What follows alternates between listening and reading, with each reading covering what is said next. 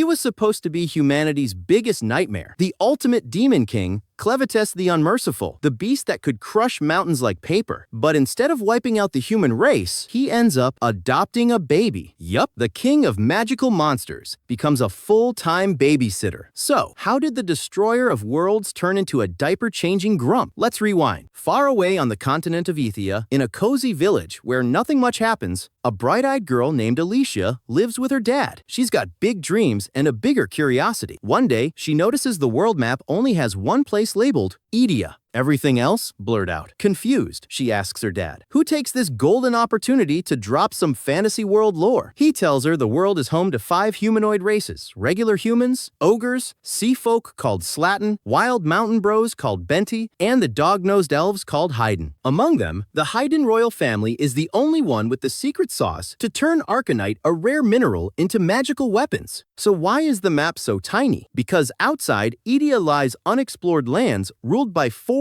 insanely powerful demon lords. Every expedition sent out there got stomped flat. But according to legend, one day, a superhero will rise, get a weapon from the Haydn king, slay all 4 demon lords, and open up the world. Young Alicia gets stars in her eyes and promises to be that hero. Fast forward, Alicia did it. She's now one of the 13 chosen heroes. Riding in a fancy carriage, she's headed into enemy territory with 6 other overconfident guys and one annoying flirt named Stefan. When someone tries to small talk her, Stefan swoops in to save her with a fake leadership moment. Smooth, but she's not buying what he's selling. Suddenly, the carriage stops. Roads wrecked. Gotta walk. Before they can even take a step, magic beasts rain down chaos. The heroes get into full battle mode, using their special arcanite weapons. Watching all this is Clev, the southern demon king, chilling on his mountaintop like a golden glowing boss battle. He zaps down to meet them, literally zaps, like lightning, and casually wrecks the party. Stefan tries to give a motivational anime speech, but it ends mid-sentence when he's launched like a ragdoll into a boulder. Another hero charges in for revenge, only to have his head popped like a balloon. The rest panic. Alicia notices Clev is attacking through their shadows and warns them to keep jumping. Of course, they're too slow. She's the only one who manages to dodge and charge at the beast. She scratches his horn barely. Clev doesn't like that. One gust of wind later, she's unconscious and her dreams absolutely shattered. With the heroes wiped, Clev's curiosity is piqued. Why are these weaklings so obsessed with his turf? Time for a field trip. He heads straight to Hydra, the capital of the Haydn kingdom. Upon arrival, he causes a full-blown panic just by standing on a watchtower. The guards try shooting him. Cute. Clev ignores them like mosquitoes and starts sprinting over rooftops toward the palace. There, the king of Haydn senses what's coming. Hearing the distant explosions, he basically accepts that the heroes are toast. Instead of running, he decides to lock up the kingdom's weapon forge so it doesn't fall into enemy hands. But Clev smashes his way in, shrugs off the guards, and confronts the king. In flawless human speak, Clev demands answers. Why do humans keep poking the bear? The king pulls a classic, "You wouldn't understand, beast" line. So Clev rips his head off. Then he makes a new life goal: wipe out all humanoids. As he strolls off, planning mass extinction, he hears a baby crying. He's about to ignore it because,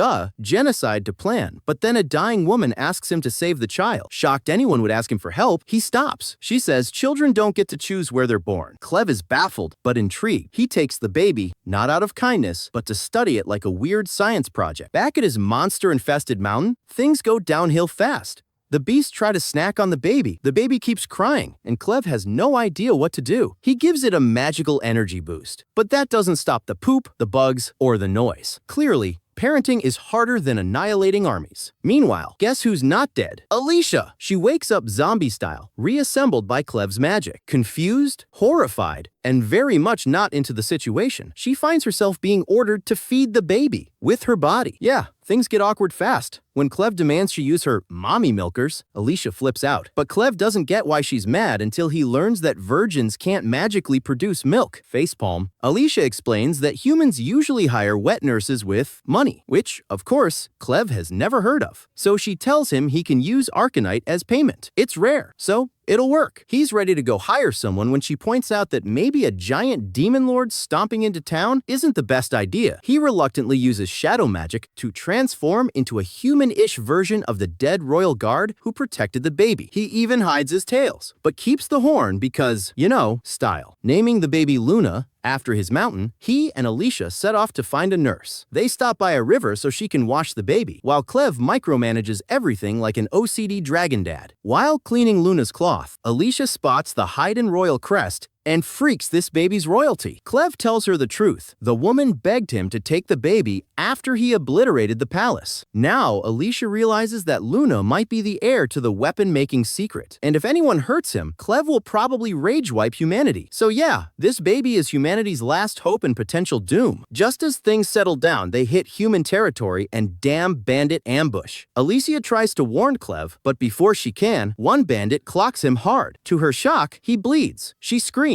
Another bandit knocks her out cold. Alicia wakes up groggy and confused, only to realize she's been kidnapped again. And this time, Clev's chilling beside her, acting like he's on vacation. She's like, dude, why are you so calm? We just got kidnapped. But Clev, he's weirdly zen about it. Turns out Luna was crying earlier, but now that Luna's safe, he's good. He even admits he got knocked out with one punch, not because he's weak, but because he was genuinely shocked at how squishy human bodies are. So yeah, he just decided to fake being unconscious to observe humans like some sort of alien anthropologist. Alicia's like, okay, but can we escape now? Clev shuts that down quick, saying he wants to stay low-key until Luna becomes king of Haydn. Plus, he's curious about how scummy humans can be. Great timing, because they arrive at a creepy mine where the bandits start treating prisoners like cargo. When a dude tries to escape, a bandit casually throws a dagger into his back. No hesitation. Baldy in charge introduces them as the Crows, announces that anyone who misbehaves gets a quick ticket to the afterlife, and then drags Alicia off because he's got plans for her. Red flags everywhere. Meanwhile,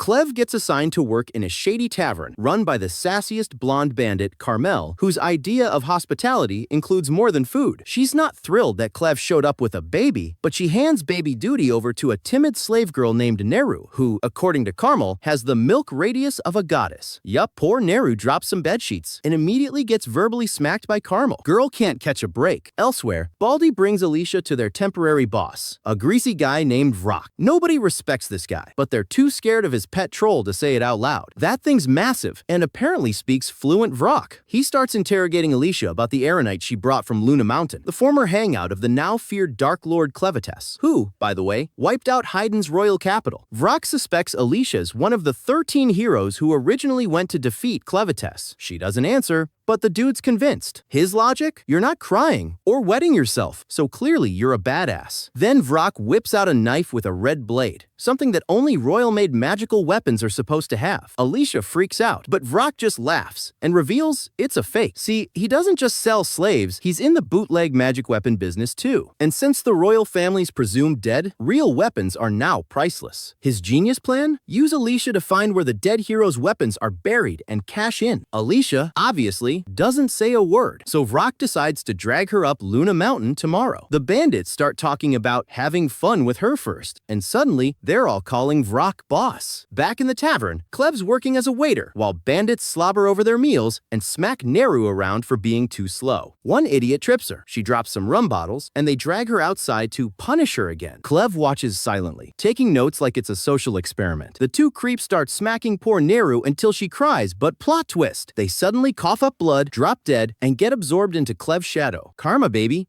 When Neru walks back in, trying to pull herself together, Clev sits her down for a heart-to-heart. He's like, what's your deal? Nell spills her whole tragic backstory. Born into the bandit crew, Mom used to protect her until one day she vanished. Then the abuse began. When she turned 12, her innocence ended, and things got darker. But somehow, she survived. Eventually, she started lactating, don't ask, and began feeding random babies, including one mysterious infant who showed up after she attempted suicide. That baby gave her a reason to live. She's lost her own children, but now she lives to care for any kid who needs her. Clev, surprisingly touched, asks her to come with him and be Luna's wet nurse. He says he doesn't trust humans, but she seems different and Luna clearly loves her. Neru, teary-eyed, declines. She points out that Clev's a slave too, and she still has babies here who need her. It's bittersweet. Meanwhile, Alicia's being marched across a bridge by two bandits with the subtlety of cartoon villains. They warn her not to jump unless she wants a face-first date with death. Just then, a man with a rope around his waist prepares to jump into a lake below. Alicia overhears the bandits mocking him and realizes, wait a sec, isn't this about that legend of the hero Cordweir? Turns out this guy's diving to find Cordweir's legendary weapon, hoping it'll buy his and his wife's freedom. Alicia screams at him to stop. There are monster fish down there. Too late. The guy gets eaten mid-dive. His wife cries. The bandits laugh. Now furious, Alicia realizes they were never going to let him live anyway. And to make things worse, they say she's up next, starting with a knife freak who wants to cut off her clothes for fun. Alicia's done playing nice. She dislocates her wrist, slips out of the cuffs, grabs the creep, and straight up chokes him out with the chain. Then, with a crazy grin, she cuts the bridge's rope, sending them both plummeting into the abyss. She just hopes that immortality curse Clev gave her wasn't a prank, because if not, she's damn. So we start off in total panic mode. Some dumb bandits just watched Alicia nosedive into a mine like a sack of bricks, and now her body's looking flatter than a pancake at the bottom. They know their boss Vrock is gonna go nuclear if he finds out his golden goose is toast, so they race down to see if there's even a pulse left. Meanwhile, plot twist, Alicia's not dead yet. She wakes up surrounded by blood, but can't feel a single thing below her neck. Not exactly a win. She's basically a talking head at this point, and kinda wishes she'd just died because being paralyzed? Major suckage. Then out of nowhere, her blood floats up and morphs into a tiny version of Clev, who now looks like a puppy. Alicia's justifiably confused and demands to know why the hell her blood summoned a magical chibi furball. Clev explains his current pocket-sized form is because he used up most of his magic, keeping her barely alive. He drops the bomb. She's running on fumes, and if he cuts her off, it's lights out. She calls him out for not giving her any more juice, wondering if he's decided she's not worth the effort. But nope, he just wants her opinion on something first. You see, he found the perfect wet nurse for baby Luna Neru, a demon lord who secretly hates humans, but she turned him down flat. He's clueless why, and hopes Alicia can give him some human insight. Alicia lays it out straight. Neru probably thinks Clev's just some slave kid with zero power and no future, and the bandits would never let her leave anyway. Lightbulb moment for Clev. So, what's the fix? Alicia, ever the problem solver, says, easy, just wipe the bandits off the map. Problem solved. She's free, everyone wins. But Clev's not vibing with that whole mass slaughter thing. He doesn't want to blow his cover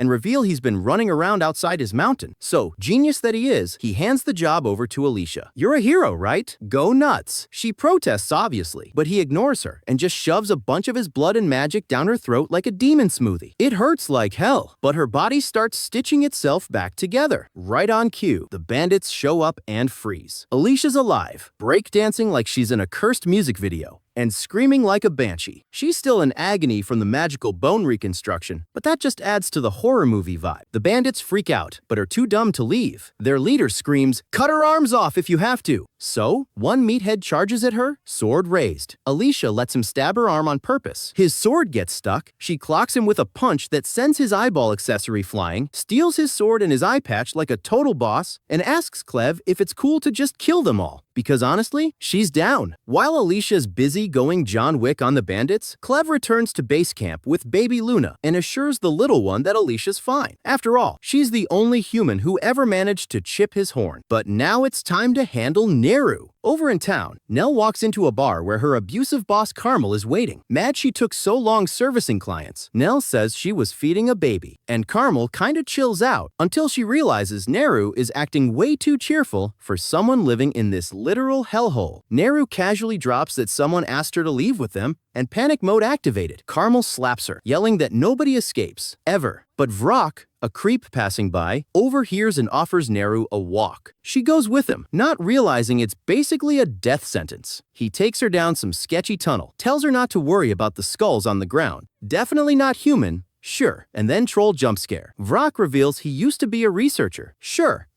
He, who made a drug that controls dark beasts, he commands his troll to eat Neru for daring to dream of freedom. As she tries to run, she sees Clev and Luna in her mind and apologizes to the baby because she won't be there anymore. It's brutal, but surprise, the troll freezes. Turns out, even trolls are terrified of tiny Clev. It barfs Nell out like bad sushi. She's barely hanging on, and Clev rushes in to heal her and protect Luna. He sends them away to safety, then turns to Vrock like, you seriously thought you could control that thing? Vrock scoffs, whips out a test tube of red smoke made from troll crack ingredients, and commands the troll again. This time, It works. The troll goes full beast mode and starts wrecking Clev. He takes a serious beating and blames Alicia for not giving him a tutorial on this weird human magic system. Speaking of Alicia, she's still mid-battle and completely out of gas. She's taken hits, her sword's broken, and her bones are on their second round of snapping. She knows she needs a better weapon, and there's only one that can help, the legendary sword hidden in the cursed lake. But diving straight in would be suicide by fish. So, what does she do? Classic hero move. She grabs an axe, runs up some scaffolding, lets the bandits follow her up, then throws the axe to cut the rope. Whole thing collapses, and the bandits get served as a seafood platter to the lake monsters. Meanwhile, Alicia hides in a barrel and sinks to the bottom, aiming to grab the sword like a drowned treasure hunter on a mission. Alicia thought diving into a deep lake to snag a legendary sword would be a solid plan, until reality smacked her upside the head with the crushing pressure and lack of air. Turns out, diving headfirst into cold, dark water isn't all that fun when your lungs are screaming and your body's going numb. But Alicia's stubborn, and she's not about to back out now. She reaches the bottom, tumbles out of her barrel, yes, she dove in with a barrel, don't question it, and spots the magical blade shining in the distance like a big, sparkly, come get me. She drags her oxygen, starved body toward it, ready to snag her power-up and bounce, except there's a giant red eyeball staring at her. Surprise! She's not on the lake bed, she's lying on top of a monster the size of a city block. The thing wakes up, annoyed that someone's stepping on its face, and whoosh, Alicia gets yeeted away in the underwater current. Now she knows why that other hero failed down here. Still, sword in sight, but cue the flashbacks because no anime-style power-up is complete without a motivational montage. Channeling pure willpower activates its water-surfing powers to rocket away like a human torpedo. The ancient sea monster isn't too happy about that and gives chase. Alicia's like, wow, this thing's bigger than my mom's attitude when I forget to do chores, and realizes she's dealing with one of those old-school beasts that only wake up when humans poke around places they shouldn't, like building mines on top of ancient slumbering horrors. She heads toward the surface, gasping for air, surprising the bandits who thought she was fish food. Before she can breathe properly, the mega monster launches out of the lake like it's auditioning for a kaiju movie and starts slapping tentacles around like it's trying to win a game of whack-a-mole. Alicia quickly realizes her sword's barely tickling the thing's skin, but lucky break, the monster eats all the bandits, so small win? Alicia figures her job's done, but then she hears Clev, her demon lord boss, talking to her through telepathy. He's like, nice work, but I've got my own drama going on here. Apparently, he's dealing with some new magic nonsense while stuck in a human body, and he's not loving it. Oh, and he casually mentions he's already beaten a brainwashed troll while aura farming. Typical. Meanwhile, Vrock resident scumbag bandit leader stumbles upon Neru's almost dead body, and Luna, who's crying next to her. Vrock gets a twisted idea he'll use Luna as leverage. When Alicia finds them, he's threatening to slice the baby unless she forks over all her magical loot. Clev shows up too, and while he's ready to heal Luna with magic if needed, Alicia's not having it. She tries the old decoy sword trick, throws the shiny weapon behind Vrock, and tells him to grab it. But surprise, it's a trap. While he's gloating, she slices him clean in half. He'd gone invisible using Luna's powers, but Alicia tracked the baby's cries. Bad move, bro. Clev grabs Luna, and Alicia realizes Neru's dying because she spent her last strength shielding the baby. She begs Clev to save Neru, but he hits her with, I'd have to kill you to use the mana I stuffed into your body. Alicia's like, cool, do it. And he does, just zaps her off like it's Tuesday. While Alicia's dead, Clev Frankenstein saves Neru by patching her up with spare parts and his powers. She wakes up looking fresh and confused, now renamed Nelu. That's the end of the recap. Let us know if you want part 2 by leaving a comment in the comment section down below. Also, don't forget to like this video and subscribe to our channel to avoid being virgin forever. See you guys in the next video.